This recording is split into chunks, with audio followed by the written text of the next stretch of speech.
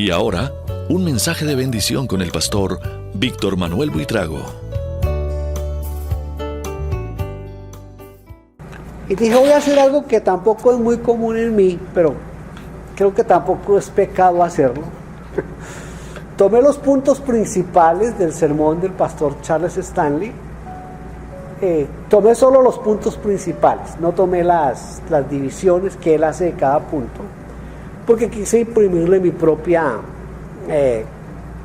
perspectiva de lo que es este asunto. Él titula su predicación, la titula 7 hábitos de una vida consagrada a Dios. Yo estuve buscando los sinónimos de hábito, y uno de los sinónimos de hábito es rutina, y lo asocié con lo que hace una persona cuando va al gimnasio. Tiene una rutina que hace en el gimnasio, pero igual rutina o hábito es igual. Entonces voy a hablarles de las 7 rutinas de una vida consagrada a Dios. ¿Qué es lo que quiero transmitir? Que una persona que es consagrada a Dios, estas 7 cosas van a surgir en una forma natural. Hay cosas que nosotros hacemos por hábito y que nos surgen en una forma natural, o sea, no nos causa molestia, no nos causa... Inclusive hay personas que tienen hábitos un poquito malos, feos, no son buenos hábitos. En la vida cristiana debemos de tener estos hábitos. Entonces, ¿qué es un hábito? Un hábito es algo que hacemos todos los días o frecuentemente, y que lo hacemos la mayoría de las veces en una forma casi inconsciente, porque no nos damos cuenta que lo estamos haciendo. Yo conocí un amigo, pastor amigo, que siempre que él pasaba por frente a un espejo o frente a una ventana, él no podía dejar de... Entonces yo le decía a él, en Colombia hay una parte, un departamento, un estado que se llama el Valle del Cauca. Entonces yo le decía a él que los bayunos eran narcisistas, porque él y otros que yo conocía de esa región, generalmente los ve uno en esa tónica frente al espejo. Pasan frente a un espejo y se tienen que mirar, o en la ventana, y tienen que revisarse. Eso es un hábito. Eso que hacemos como actos reflejos, porque viene a ser casi eso, como un acto reflejo. Entonces yo quiero hablarles sobre esa parte y vamos a mirar estos 7 hábitos. El primer hábito es tener una vida de oración. En 2 de Crónicas, capítulo 7, en el versículo 14 dice: si mi pueblo se humillare y oraren y buscaren mi rostro y se convirtieren de sus malos caminos, entonces yo voy a escucharles desde el cielo, voy a perdonar sus pecados, voy a sanar su tierra. Entonces aquí en 2 de Crónicas, en el 7:14, lo que nos está diciendo Dios es que necesitamos orar para lograr el perdón de Dios. Pero si usted mira con detenimiento lo que dice allí: si mi pueblo se humillare y oraren y buscaren mi rostro, yo he visto siempre que hay una diferencia entre orar y buscar el rostro del Señor. Orar puede ser el acto rutinario que hacemos.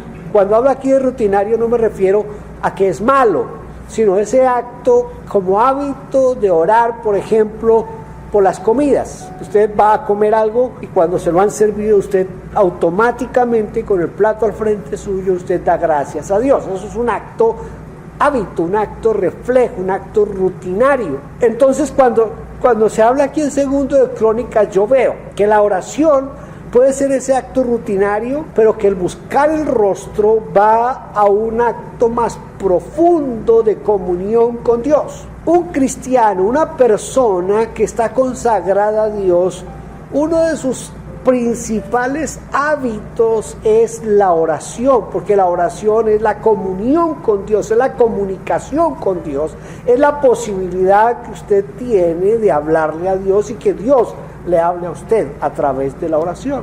La oración es al cristiano lo que es el agua a los peces. Si usted saca un pez del agua, ¿cuánto tiempo puede durar vivo ese pez?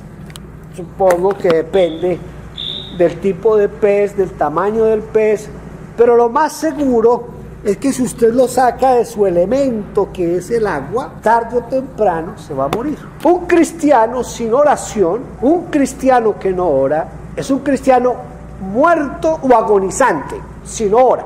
La oración es una de las partes más importantes y esenciales en la vida de un cristiano, especialmente de alguien que tiene una vida consagrada a Dios. El Señor Jesús es Dios, pero siendo Dios, tomó la forma de hombre y estando en la forma de hombre, nos dio ejemplo de oración. Usted va a encontrar cuando usted lee los 4 evangelios que el Señor Jesús en las madrugadas principalmente estaba en oración. El día en que fue entregado en el huerto del Getsemaní, pasó por lo menos 3 horas en oración. 3 horas. Dice que cuando pasó la primera hora vino y encontró a los discípulos durmiendo. Él se fue a orar otra vez y volvió y los encontró durmiendo. Se fue a orar otra vez y volvió y le dijo, ya levántense, ya el que me entrega está ahí a la puerta. Ustedes no fueron capaces de orar conmigo 1 hora. El Señor, Dios, necesitó de la oración, de la comunión con el Padre, cuanto más nosotros. Un cristiano necesita de la oración. No podemos vivir sin oración. Usted necesita dedicar tiempo para orar. Si no dedicamos tiempo a orar, estamos listos a morir espiritualmente. Déjeme hacerle aquí una comparación. Las comparaciones son feas, odiosas, horribles, detestables, pero a veces hay que hacerlas. ¿Cuál es la diferencia en el crecimiento de una iglesia pentecostal y de una iglesia no pentecostal? ¿Por qué las iglesias pentecostales crecen más que las iglesias no pentecostales? ¿Sabe usted que se están acabando las iglesias no pentecostales? Se están acabando porque se quedaron con solo ancianos, y a medida que se van muriendo esos ancianos están vendiendo los edificios porque no saben qué hacer con los edificios. ¿Cuál es la diferencia entre el crecimiento de una iglesia pentecostal y de una no pentecostal? No lo es completamente y es la única razón, no, pero es una de las razones, y es que la iglesia pentecostal ora, la iglesia no pentecostal no ora. Las iglesias bautistas, presbiterianas, anglicanas, la iglesia unida no oran. En los cultos el único que ora es el ministro, y generalmente, y eso es detestable para mí, él llega con una oración escrita y la lee. Sin oración estamos condenados al fracaso espiritual. Una vida consagrada requiere de oración. Si no oramos, estamos en graves problemas. Segundo hábito, segunda rutina que debe tener un cristiano que es consagrado a Dios, es tener fe en Dios. Sin fe es imposible agradar a Dios. Tener fe en Dios es creer que Él está con nosotros desde el momento en que nos reunimos, donde estén 2 o 3 reunidos en su nombre, ahí está Él. Y aquí estamos reunidos, no 1, ni 2, ni 3, somos un poquito más de 3 aquí. Eso garantiza que Dios está aquí. Y si Él está aquí, no hay pierde. Tenemos sanidad, tenemos bendición, porque Él lo prometió. El ángel le dijo a María, le dijo, porque nada hay imposible para Dios. Nada hay imposible para Dios.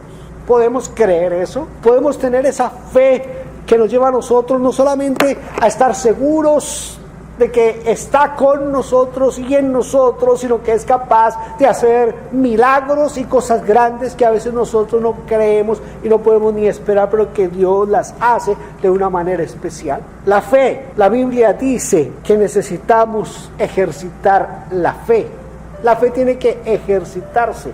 Santiago dice, si yo digo tener fe, pero no tengo obras, permítame decirle que yo dudo de su fe. La fe tiene que ir acompañada de obras. Es decir, muéstreme que tiene fe porque usted está haciendo cosas que son producto de su fe.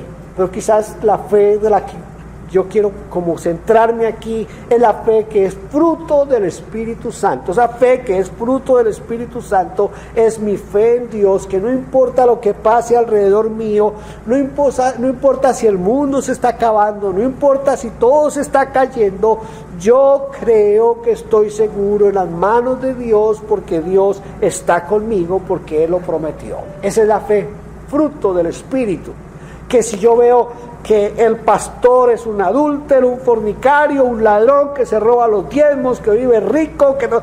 A mí no me importa porque yo no creo en el pastor, yo creo en Dios. Y no importa si 10,000 pastores son bandidos, yo no creo en 10,000 pastores, yo creo en Dios. Y eso es lo que me sostiene a mí en el camino del Señor. No importa lo que pase alrededor mío.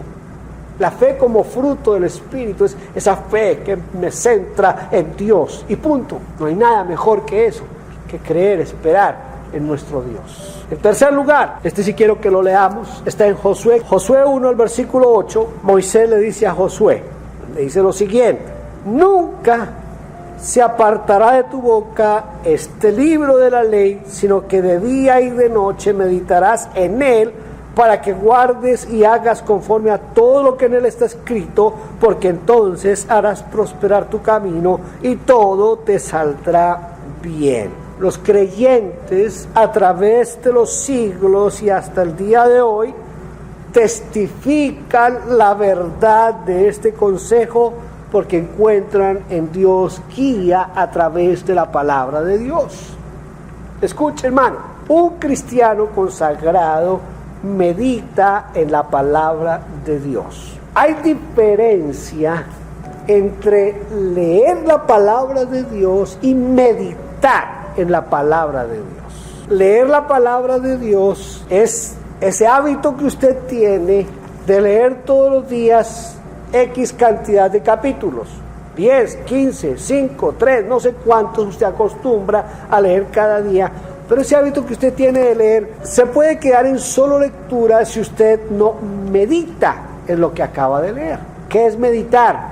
Meditar es que yo leo una porción de la Escritura, cierro mis ojos o con mis ojos abiertos, depende de la capacidad que yo tenga de comenzar a reflexionar sobre lo que leí, qué es lo que Dios me dice, qué es lo que Dios me está hablando, cuáles son los desafíos para mí, cuáles son los mandamientos para mí, cuáles son las promesas que hay para mí en ese pasaje que acabé de leer. Eso es meditar. A ver, ¿qué me está diciendo Dios aquí?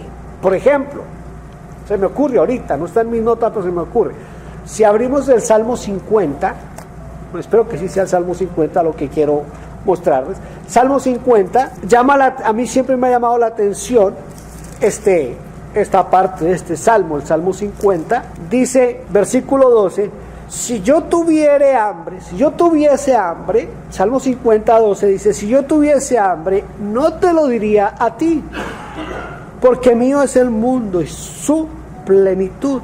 ¿He de comer yo la carne de los toros o de beber la sangre de los machos cabríos? Dios le está diciendo al pueblo, a ver muchachos, si yo tengo hambre, les voy a decir a ustedes me pueden alimentar a mí. ¿Ustedes creen que cuando traen los sacrificios, el cordero, la vaquita, el toro, lo que traen, ustedes creen que lo traen para que yo me coma su carne y me beba su sangre? Cuando uno reflexiona en eso, tiene que cambiar su manera de ofrendar, su manera de orar, su manera de venir al culto, porque uno comienza a entender la verdadera dimensión de Dios y qué es lo que Dios quiere de mí. Quizás nos dé un poquito de luz el siguiente versículo. El Señor dice, sacrifica alabanza. Os ruego, hermanos, por las misericordias de Dios, que presentéis vuestros cuerpos en sacrificio vivo, santo, agradable a Dios, que es vuestro culto racional. Meditar la palabra es entender qué es lo que Dios me está diciendo, cuáles son los retos que Dios tiene para mí, cuáles son las promesas que Dios tiene para mí, en qué tengo que comprometerme yo con Dios. Eso es meditar. En otras palabras, yo leo y veo preguntarme, ¿qué me dice? ¿Qué hago con lo que me dice? Eso es meditar. ¿Qué me dice?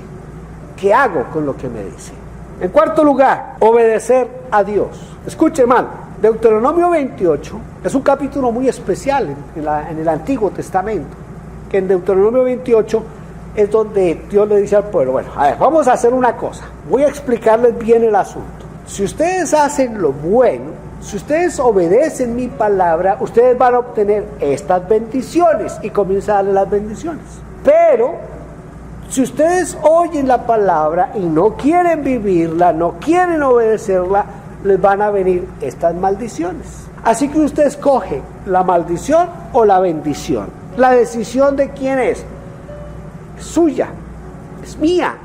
no es de Dios. Dios dijo, si usted se va por aquí tiene esto, pero si se va por aquí tiene aquello. Entonces soy yo quien decido obedecer o no obedecer a Dios.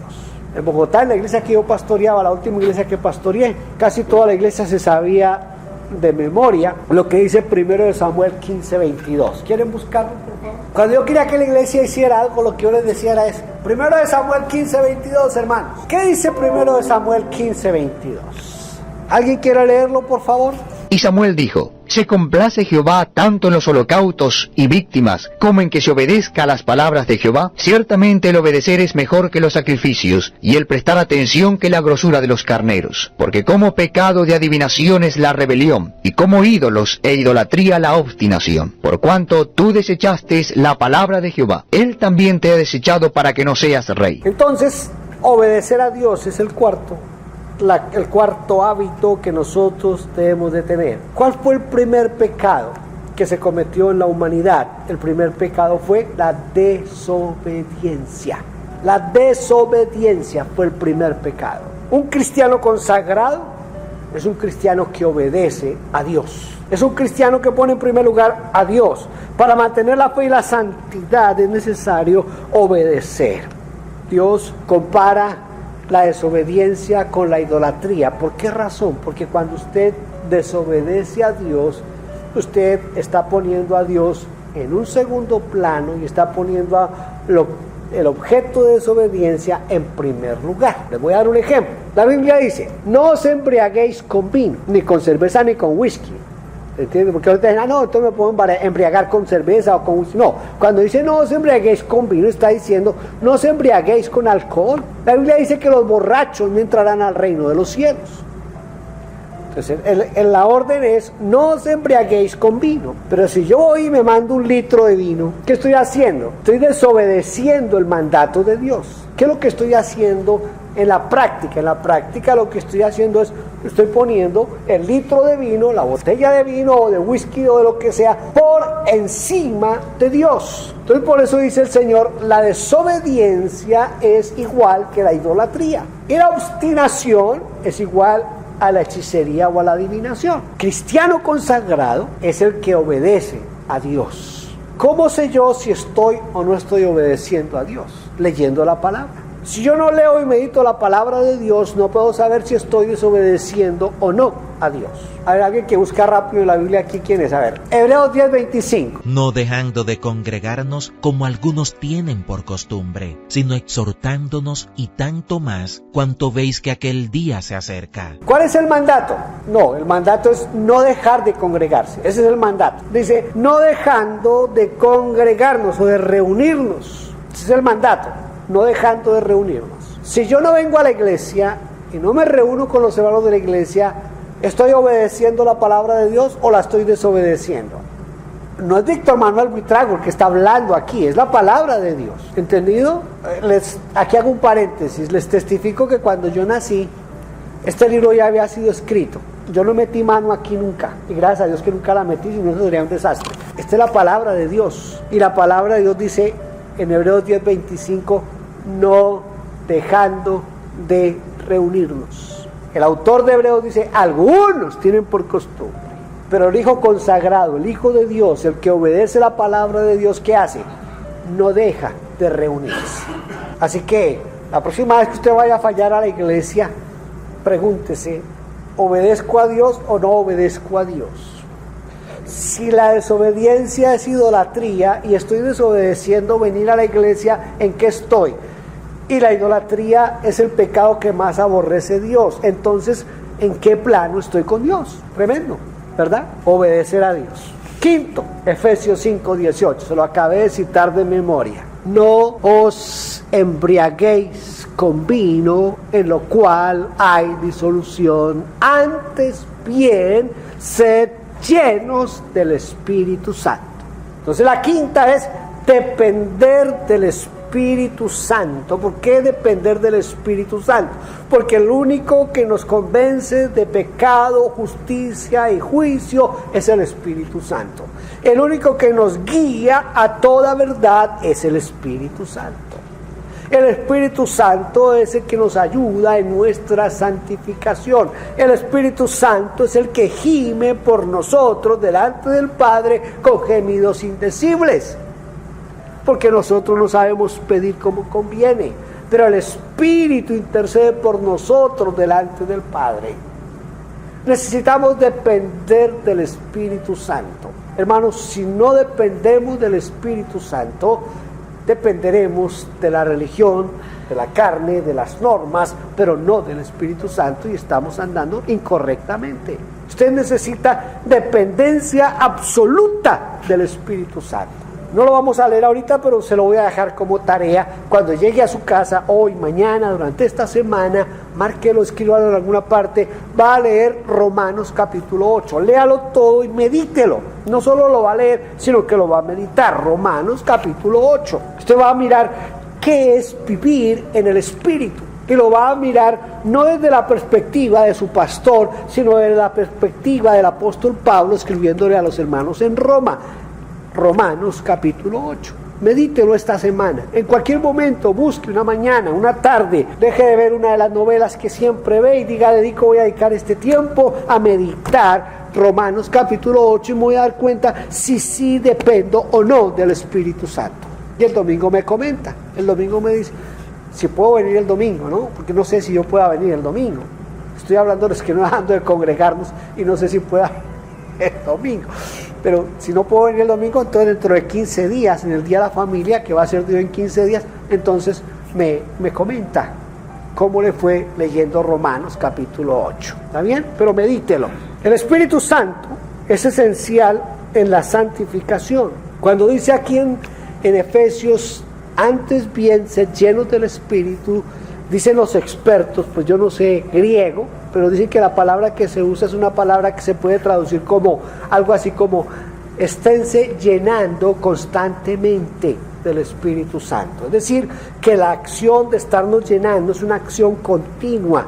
Y déjeme decirle lo siguiente, yo no conozco al primero que haya sido lleno del Espíritu Santo mientras está viendo el Super Bowl, o mientras está viendo la telenovela, o mientras está viendo la película de Rambo. No creo que alguien sea lleno del Espíritu viendo eso. ¿Cómo nos llenamos del Espíritu? Orando, leyendo la palabra, meditando en la palabra, consagrándonos a Dios a través del ayuno, de la oración, de la entrega al Señor. Somos llenos del Espíritu. Pero si no tomamos tiempo para orar, si no tomamos tiempo para meditar la palabra, no podemos ser llenos del Espíritu. Y necesitamos depender del Espíritu. Esta vida cristiana no se puede vivir dependiendo de otra cosa diferente al Espíritu Santo. Sexto, dar a Dios y a otros. Dios nos dio el ejemplo máximo de dar, porque de tal manera amó Dios al mundo que dio a su Hijo unigénito para que todo aquel que en él cree no se pierda, mas tenga vida eterna. Porque Dios no envió a su Hijo a condenar al mundo, sino para que el mundo tenga vida por medio de él.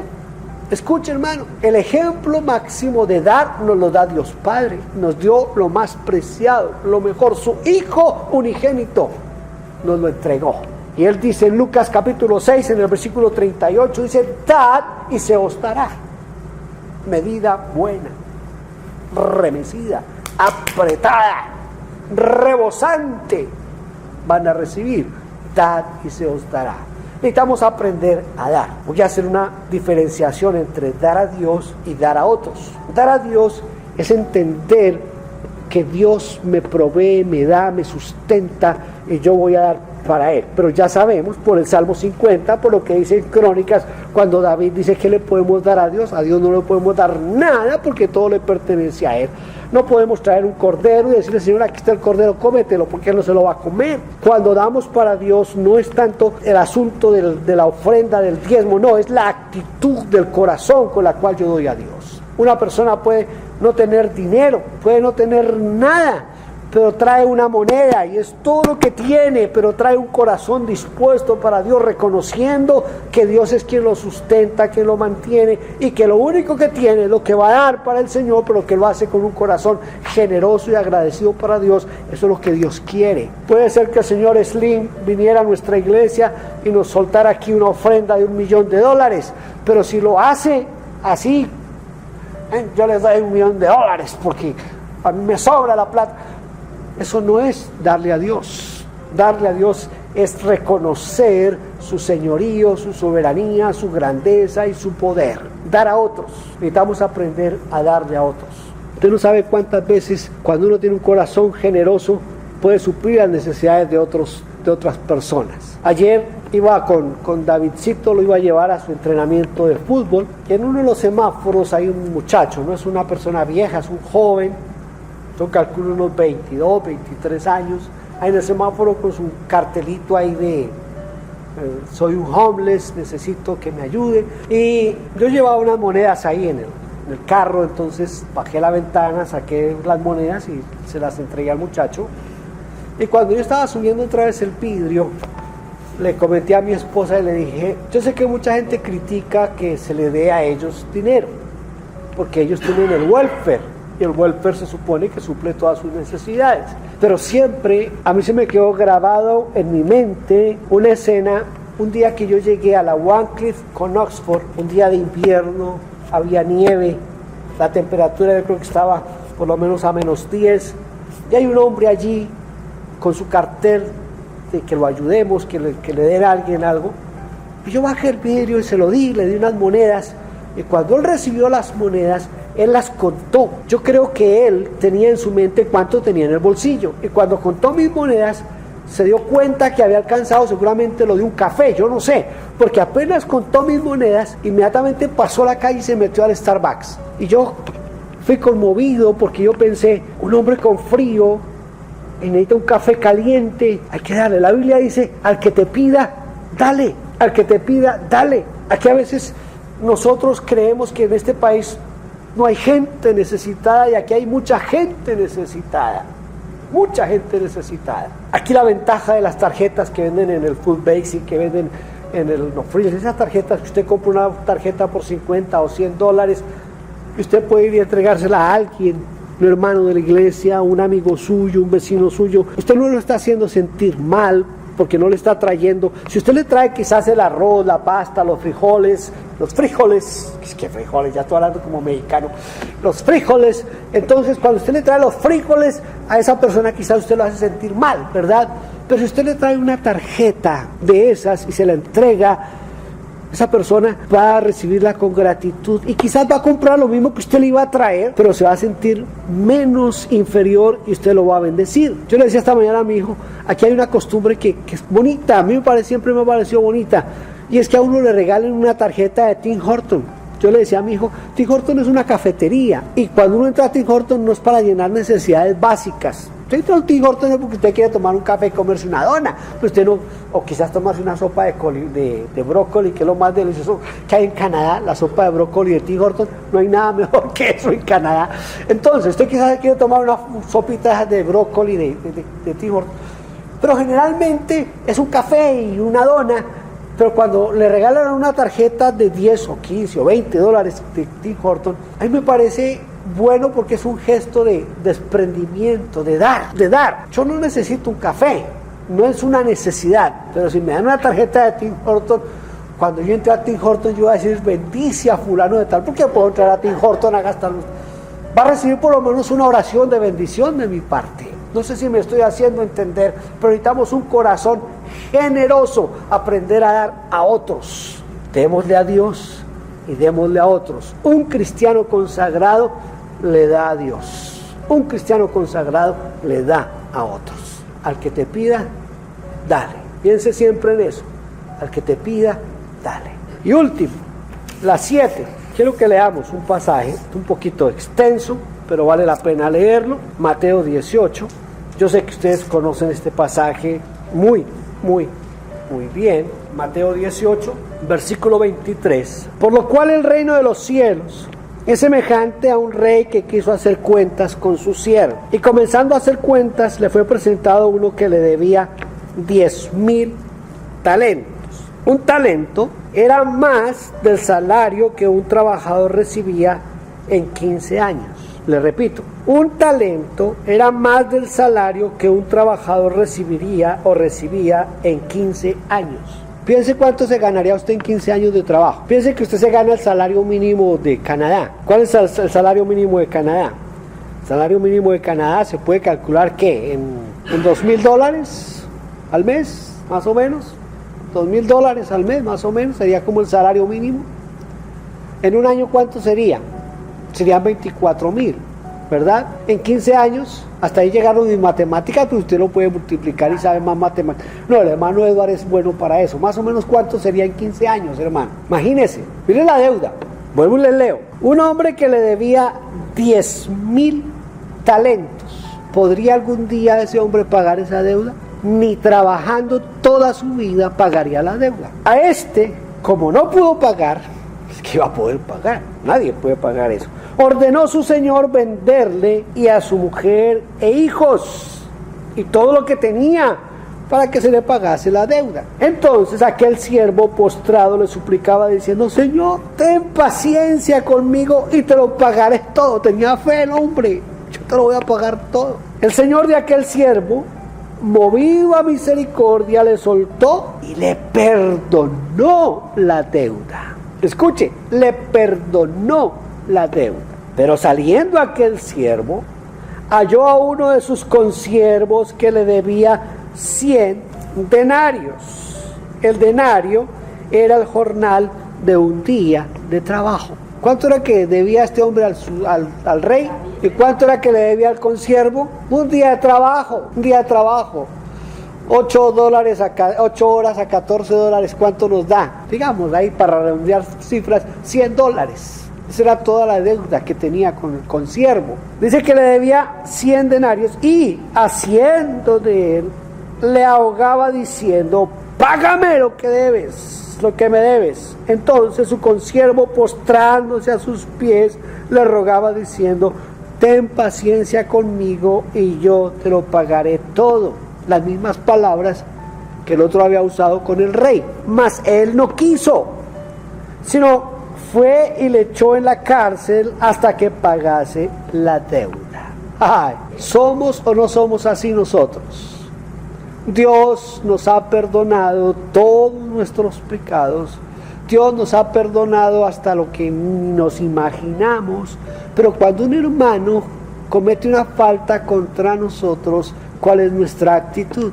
Esa es una de las cosas que yo detesté siempre de la disciplina, de los comités de disciplina en las iglesias. Yo detesté siempre eso, porque siempre los que eran parte del comité de disciplina se sentían más santos que Dios. Entonces ponían al pobre pecador ahí al frente y se sentaban así, y lo miraban, y lo miraban. Si era un hermano que tuvo relaciones sexuales con la novia antes de casarse, esos viejos verdes que estaban allá como los del jurado, los del comité de disciplina, lo miraban con ojos acusadores, pero por dentro diciendo: de las que me perdí, ese debe haber sido yo, porque todos son así, todos somos así. Y los comités de disciplina no tienen misericordia, se les olvida que ellos también fueron perdonados, y que como fueron perdonados tienen que aprender a perdonar al hermano. El siervo no podía pagar la deuda. Pregunto yo, ¿quién puede pagar la deuda con Dios?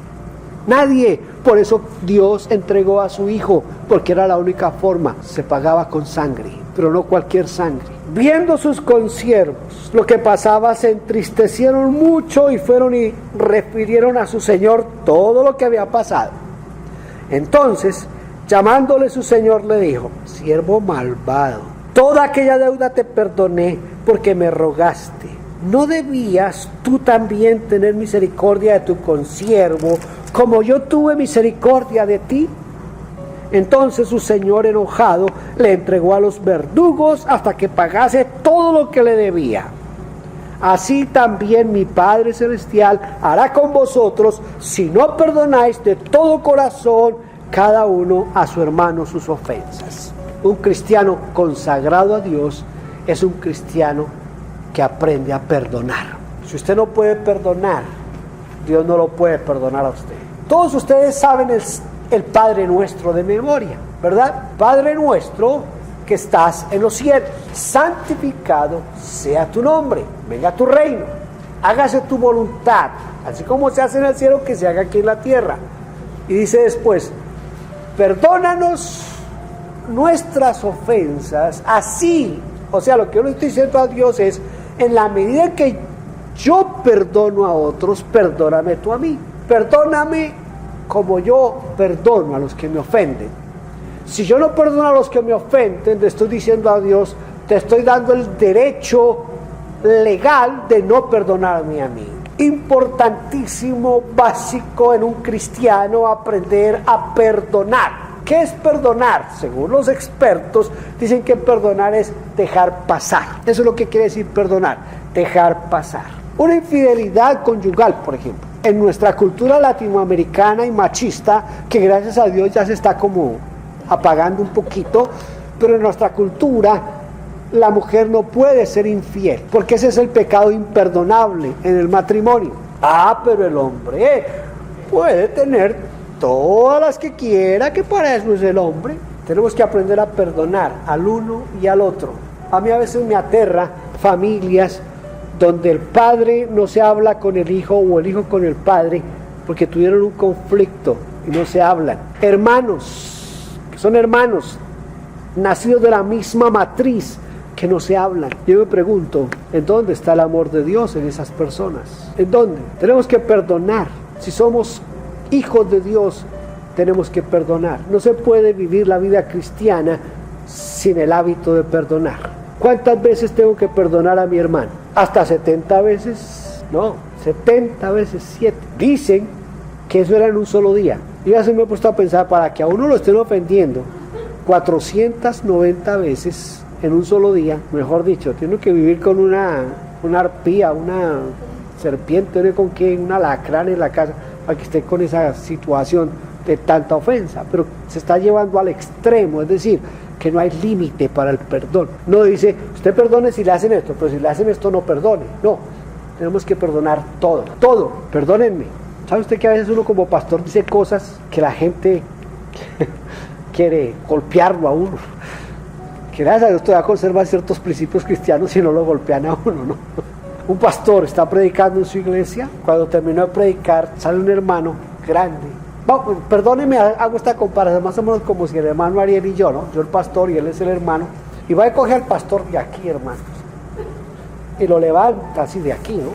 Pobre pastor, los piecitos le hacían así en el aire, y el hermano le decía, es que te veo chiquito, le decía. El pastor era un pastor de esos pastores humildes, de esos pastores que nunca le hacen mal a nadie, ¿no? Pero yo no sé qué predicó, que ofendió tanto al hermano, que terminó el culto y no se aguantó el hermano y lo levantó así, que te veo chiquito, le decía. Recuerdo por lo del te veo chiquito, ¿no? Que cuando él nos contaba, decía, ese hombre me levantó y me decía, es que te veo chiquito.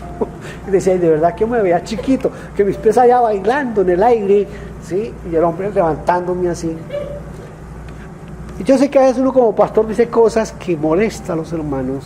Una de las ventajas que yo tengo en Vida Nueva es que aquí todos me aman así como soy.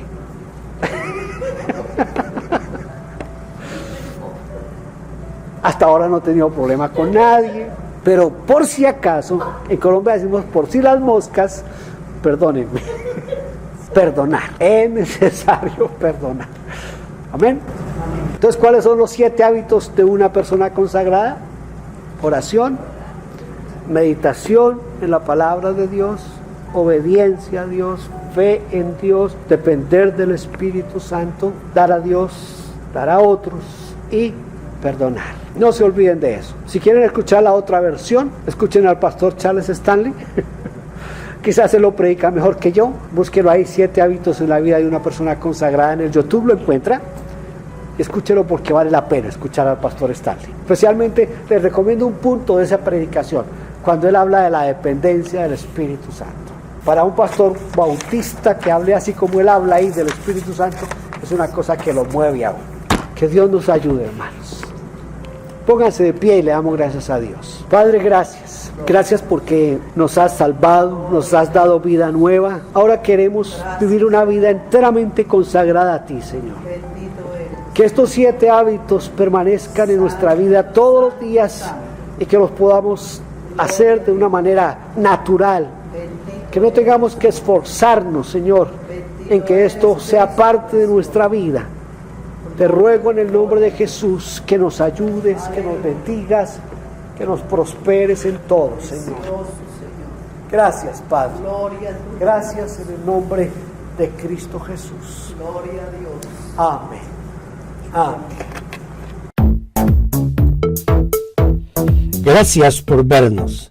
Déjenos su huella suscribiéndose, like, campanita y comparta. Bendiciones.